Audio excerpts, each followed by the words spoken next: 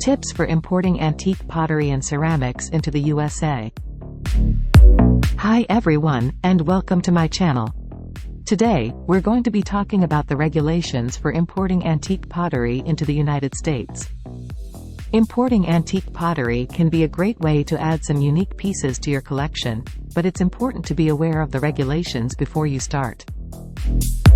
In this video, I'll be discussing the different types of antique pottery that you can import, the requirements for each type, and the process for getting your pottery approved by customs. I'll also be providing some tips on how to avoid any potential problems. So, if you're thinking about importing antique pottery, be sure to watch this video until the end.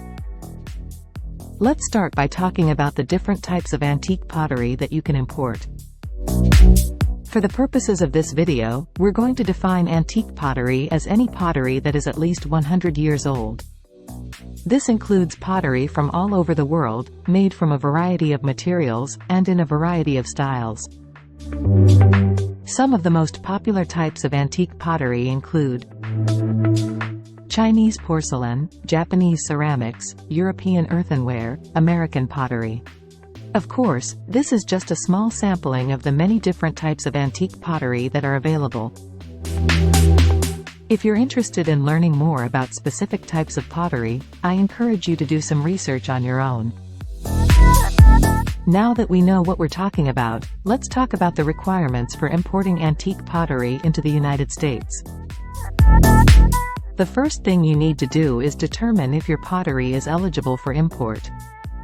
Generally speaking, antique pottery is eligible for import if it is at least 100 years old and was made in a country other than the United States. However, there are a few exceptions to this rule. For example, pottery that is less than 100 years old but was made in a country that is party to the Convention on Cultural Property Implementation Act, CCPIA, may also be eligible for import. The CCPIA is a treaty that was signed in 1970 to protect cultural property from being illegally exported. If your pottery was made in a country that is party to the CCPIA, you'll need to provide proof that the pottery was legally exported from that country. You can find more information about the CCPIA on the website of the United States Department of State. In addition to being at least 100 years old, your pottery must also meet certain other requirements in order to be eligible for import. For example, your pottery must be genuine and not a reproduction. It must also be in good condition and not damaged. If your pottery does not meet these requirements, it may be denied entry into the United States. Once you've determined that your pottery is eligible for import, you'll need to get it approved by customs. To do this, you'll need to fill out a customs declaration form and provide proof of ownership. You may also need to provide a certificate of authenticity for your pottery.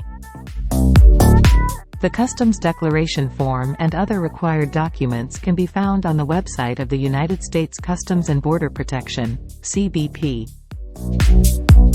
Once you've submitted your customs declaration form and other required documents, your pottery will be inspected by customs officials. If your pottery is approved, it will be released to you.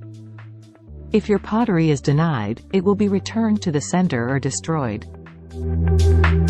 So, those are the basics of importing antique pottery into the United States.